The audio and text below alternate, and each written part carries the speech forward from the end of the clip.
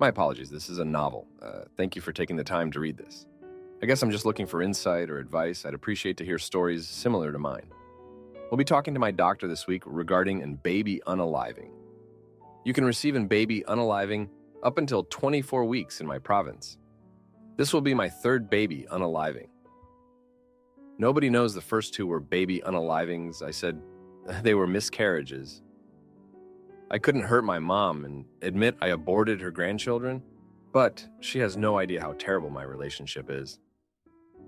Nobody knows about this pregnancy except for my fiancé. For starters, I absolutely hate myself for allowing myself to get pregnant yet again. It happened on a trip with alcohol involved. I had an appointment booked for an IUD to be inserted the week we returned home. I should have been more careful. I really want children, but not with this man. He's hurt me so many times, I couldn't possibly count all the times he has. Why I'm still with him, you ask? Generational trauma, low self-esteem. Many reasons, I guess. My relationship has never been good. He's very disrespectful and controlling. He's called me every name imaginable, used every verbal technique to tear me down emotionally in arguments, gotten in a verbal, almost physical altercation with my family member when they stood up for me because he was screaming at me in public. The relationship has recently become unbearable. My body is changing from the pregnancy, and it's incredible to watch, but I can't even feel happy about it because of who the father is. I thought I wanted to keep this baby, and that's why I'm so far along in the pregnancy. If I knew how I feel now, I would have terminated the pregnancy right away to make it easier. But with the excitement of finding out I was pregnant, I was being blissfully ignorant and ignoring the reality of my relationship. I have many reasons to leave with many incidents over the past 10 years, but this recent one really made me realize I need to end this pregnancy and get out of this relationship. A few weeks ago, our dog was really sick, and he was absolutely livid with me for taking him to the vet because he didn't want to spend any more money on our dog. He isn't financially struggling at all. He has about $200,000 in the bank for reference. My dog was terribly sick. He vomited 30 times and was losing his ability to walk. I was panicking. I stayed up for 3 nights with our dog because he had to go outside to be sick every 10-15 minutes. I also had to bring him to the ER vet multiple times. I was exhausted and pregnant, and he never offered to watch the dog at night, so I could get some sleep. Our dog is 2 years old, and I love him with all my heart. I even told him I'll pay for the bills instead of us splitting the bills. He became very angry and controlling because I called the vet for advice. I was trying everything to avoid bringing him into the vet because he was so angry with me. He would yelp every time we tried to lift him. I told my fiancé to leave him in the living room, as I've done for the past 3 nights, since he's yelping when moved.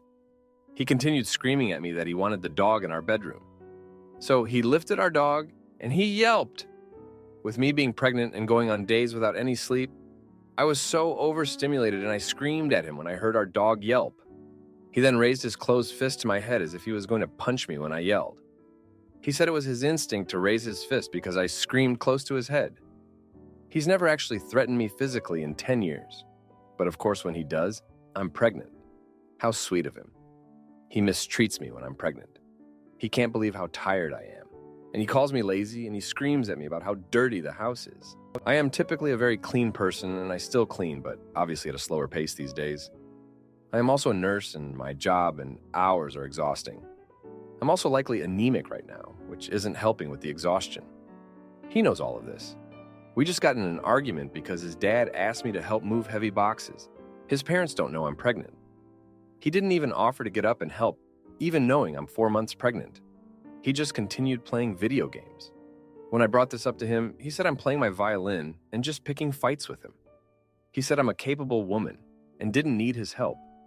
I'm so guilty about having to get him baby unaliving, especially being this far along. But I just can't watch him treat my kids like this one day. I also can't have my kids watch me be treated like this.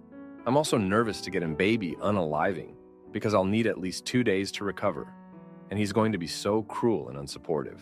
I'm scared it'll contribute to my depression post-baby unaliving. He'll call me lazy and he won't offer to help.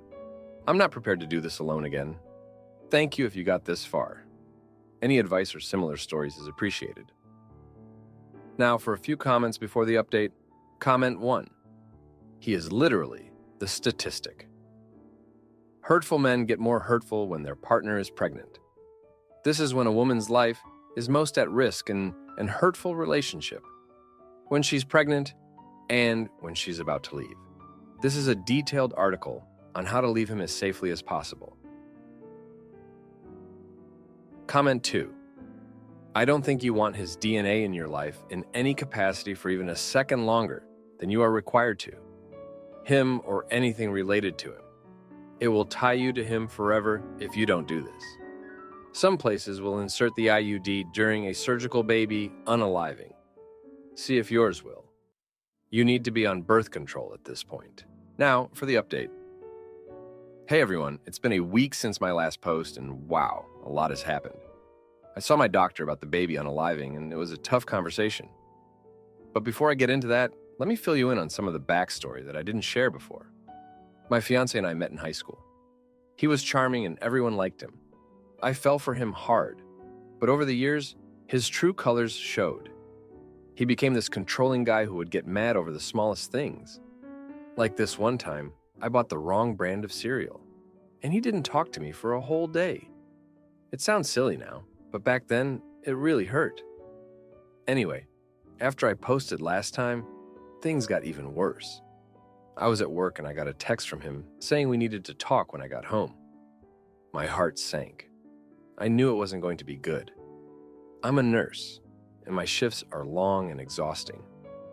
That day was particularly rough, and the last thing I needed was another fight. When I got home, he was waiting for me, and he started yelling the moment I walked in the door. He said he knew about the baby unaliving appointment because he saw the notification on my phone. He called me all sorts of names and said I was trying to unalive his child. I tried to explain that I didn't want to bring a child into this toxic environment, but he wouldn't listen. The next day, I went to my doctor's appointment, feeling all alone. The doctor was kind and understanding. She told me it was my choice and that I needed to do what was best for me. I decided to go through with the baby unaliving. It was one of the hardest decisions I've ever made. After the procedure, I was physically and emotionally drained. I dreaded going home to him. But when I walked in the door, something was different. He was quiet and didn't say a word. I went straight to bed, expecting him to start a fight at any moment. But he didn't. It was strange. The following day, I found out why he was acting so weird. My mom called me. She said she had a long talk with my fiancé. Turns out, my mom knew about the previous baby unalivings. She had found the receipts from the clinic when she was helping me move last year. She kept it to herself, waiting for the right moment to talk to me about it. She told my fiancé that she knew everything and that she couldn't stand by and watch him treat me like this. She said if he ever laid a hand on me or continued to be hurtful, she would make sure he regretted it. My mom is the sweetest person, but when it comes to protecting her family, she's fierce. After that, things changed. My fiancé was suddenly on his best behavior. It was like he was walking on eggshells around me. I guess he realized that my mom wasn't someone he could mess with. But the biggest shock came when I went to the bank to withdraw some money. The teller looked at me with pity and said she was sorry about my dog. I was confused until she explained that my fiancé had come in earlier that week and emptied his account. He donated all $200,000 to the local animal shelter in our dog's name. He told the teller that it was the least he could do after how he acted when our dog was sick.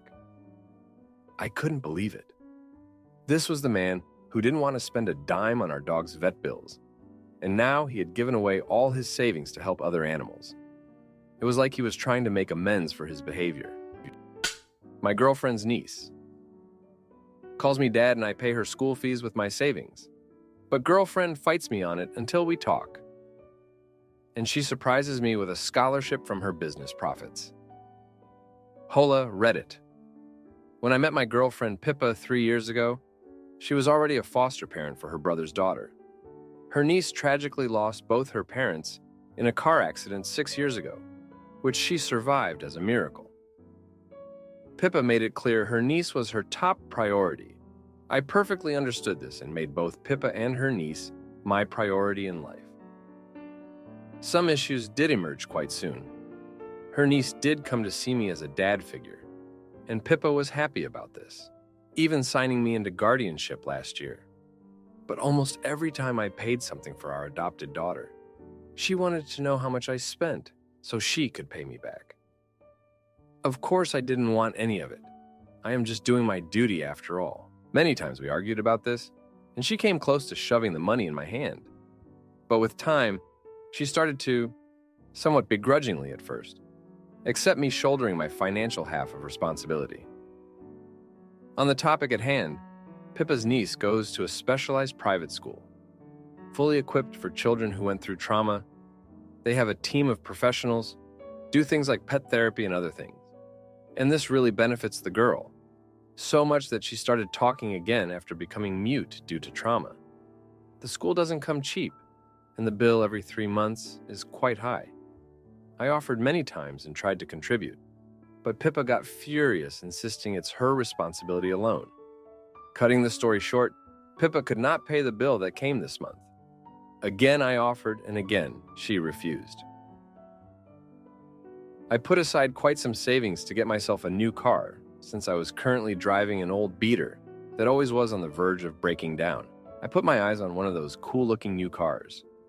However, keeping my niece in mind, in the end I bought an older, slightly less cool car, but still hot. And I love the new ride, so I could pay the bill and spare a couple of grands to put back into the savings. Pippa initially didn't connect the dots when I came home with the new car. She didn't understand why I got a cheaper one.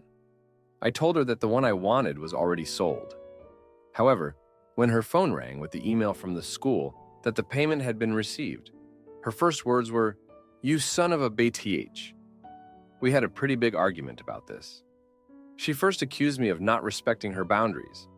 Then, when I asked what she was planning to do since she could not pay the bill, she admitted she was thinking of getting money on loan. That's when I got angry. Getting money on loan was fine for her, but me, her partner, helping out is not? I told her that evidently she doesn't consider me a partner like I consider her. And she calmed down, apologized, and said she does consider me her partner. But she took care of her niece for years, without anyone's help, and me doing that makes her feel inadequate. I apologized for going behind her back like that, and she accepted my apologies. But the situation now is still sad.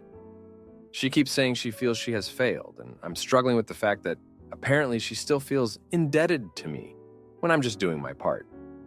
How can we solve this? I paid the school bill for my girlfriend's adopted daughter, and my girlfriend feels like she has failed. Now, for a few comments before the update. Comment 1. You need to sit down and have a clear conversation about who does what and why. I understand her feeling like this is her responsibility, however. It's also blurring the lines to put you down as her guardian, but get upset when you act that way. Right now, it feels like she's acknowledging you as a caregiver in one respect, but still acting like she's the only caregiver in another, which is confusing for everyone. There needs to be a frank conversation about your role in both of their lives, both practically and financially, and a compromise reached that everyone is comfortable with. That being said, her boundaries might not make sense, but they're still her boundaries, and you're still ignoring them, so I can see why she's upset. It sounds like with her comment about being a failure, that she needs to understand that you're doing this because you want to, not because you feel obligated to, and that you guys are a team doing this together. Comment 2. It sounds like she was alone in life until she met you. She's probably scared to rely on you. Her fear is that if she's dependent on you and your relationship ends, then things will be much harder for her in the future. The problem is not the money. The problem is her fear that you'll abandon her and she will once again be alone. Work on reassuring her and making her feel that your relationship is the forever type. This might sound obvious to you, but it's what she needs. Now, for the update. Hey again, Reddit. Thanks for all the comments on my last post. I wanted to give you an update on the situation with Pippa and her niece. And boy, do I have some news. After our big argument, things were tense for a few days. Pippa was quieter than usual, and I could tell she was wrestling with her pride and her gratitude. It's been a tough balance for her ever since she took in her niece, trying to be everything for that little girl. I understood her need to be independent. After all, she'd been doing it alone for so long before I came into the picture. But then, something unexpected happened. Pippa's niece, let's call her Lily, came to me with a school project about family. She had drawn a picture of the three of us, and under it, she wrote, "My family." It was a simple gesture, but it hit me hard. I realized that no matter what, we were a family now, and families help each other out. I decided to sit down with Pippa and have a heart-to-heart. I reminded her of the time when she first became a foster parent to Lily. She had been so determined, so strong, and I admired her for that. I told her that her strength was one of the reasons I fell in love with her. But I also pointed out that accepting help didn't make her weak. It made us a team. Pippa listened, and I could see the walls she'd built around herself starting to crumble. She admitted that she was scared of losing her independence, but she also confessed that she was tired of carrying the weight alone. It was a breakthrough for us, and I felt like we were finally on the same page. The next day, Pippa surprised me. She had arranged a meeting with the school's financial advisor to discuss a scholarship for Lily.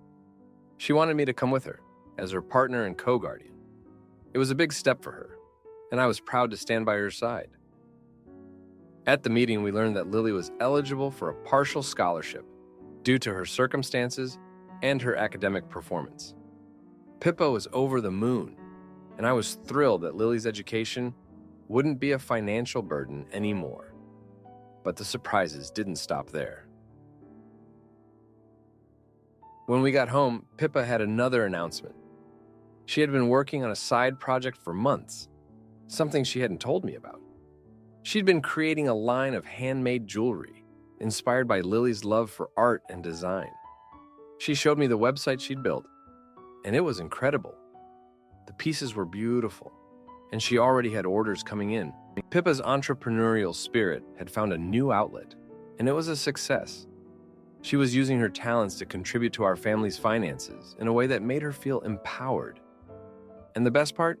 She wanted to donate a portion of the proceeds to the school's scholarship fund to help other kids like Lily. The past few days have been a whirlwind of emotions. Pippa and I are closer than ever, and Lily is thriving. We're a team now, a real family, and I couldn't be happier. My boyfriend ignores my no during intimacy, but after I confront him about my past trauma. We set boundaries and a safe word, and our relationship grows stronger with every conversation. My boyfriend and I came home last night from a fun evening out. We had both drank. I asked him to rub my back, which promptly led to intimacy, which I anticipated and consented to. During intimacy, he tried to have butt stuff intimacy with me, which we've had before, one time properly. And we are both quite experimental and enjoy different elements of kinks BDSM in the bedroom. I was a bit more tipsy than he was, and the tip barely went in. But I could feel the pain, and I wasn't in the mood to try. I said no, but he kept trying, so I wiggled myself out of the way, and he laughed about it and then stopped. I understand it was an in-the-moment thing, and he probably didn't realize at the time I was being serious when I was saying no. We also don't have a safe word as it hasn't come up in conversation yet. He's also neurodivergent, and I've noticed his lack of reading situations, this potentially being one of them. However, I can't help but feel some level of violation and not heard. I have also been a victim of intimacy attack in the past, and it has brought up some bad memories and feelings. I just don't really know what to do because other than this, he's really loving, caring, understanding, gentle, never aggressive, always takes accountability when doing something wrong, and makes compromises for me. He's not someone I don't want in my life. I want to work through this, but I don't know how, as my feelings are quite negative and resentful at the moment. And I don't know how to process this and have that conversation with him. Update. I've spoken to my boyfriend since. He's been incredibly apologetic and remorseful. He said he will do anything to resolve the situation if given the opportunity, and is not taking the situation lightly, which I appreciate. Obviously, actions speak louder, but in the past, he's always compromised and committed to his words. The situation was definitely misread, and us being drunk, he thought I was being playful when I said no. I've discussed this with him now, and obviously we need a safe word. I know him, and in the context of our intimacy life, I can understand why he thought that because we've had similar situations where I have been playful. It's just about reading the room kind of thing, which potentially goes out the window when he's drunk, which we've also discussed we should remove from the equation in the future. I appreciate everyone's comments and opinions, and have decided my plan of action is to state some very solid boundaries and a safe word for when I'm ready to have intimacy again. And obviously continued communication on similar matters. Now, for a few comments before the update. Comment 1. OP, I saw your update, but I still wanted to say that I hope you know that even though your boyfriend responded in the right way, you're still allowed to feel the bad feelings that his actions brought up for you. My therapist and I were talking about a certain thing my neurodivergent boyfriend will do. And he said I could say something like, "Hey, I understand that you've been really stressed lately, in your case, drunk. And while I can understand that makes it harder to remember XYZ, I'm not going to excuse it." All that to say that you can understand why he didn't immediately stop, but you shouldn't excuse it. And if you're still having those bad feelings, that's a completely valid reaction. Anywho, good luck, OP. Comment 2. I'm honestly concerned that you all haven't discussed a safe word.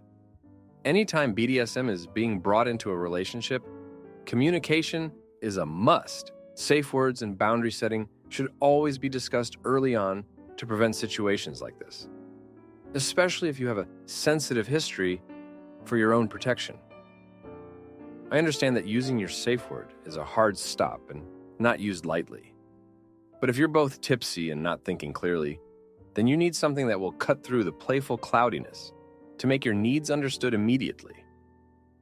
Of course, this will only help for future situations and not the current one. But please take this advice so that you both can protect yourselves in the future. Now for the update. Hey everyone, thanks for all the comments on my last post.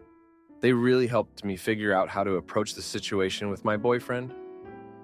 So, here's what happened over the past week. After I posted last time, I was a mess of emotions.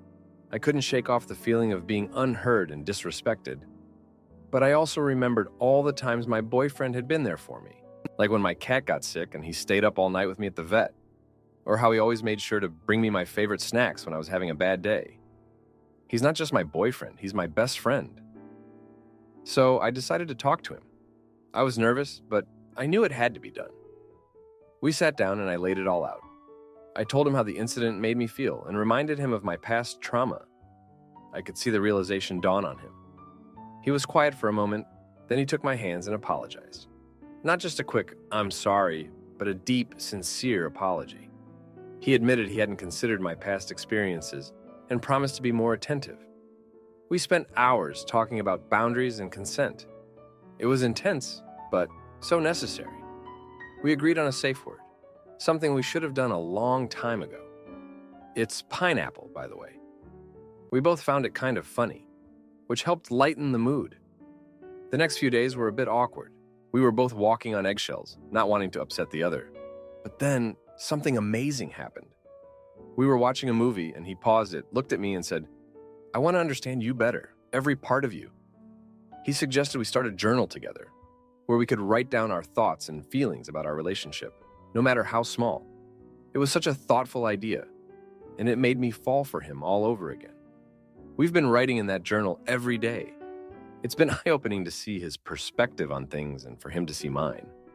We're learning so much about each other, things we never even thought to talk about before. But the real test came last night. We were getting intimate, and I could tell he was being extra careful, asking for consent every step of the way.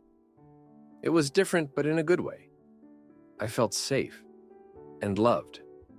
And when I whispered pineapple, just to see how he'd react, he stopped immediately and asked if I was okay. I laughed and told him I was more than okay.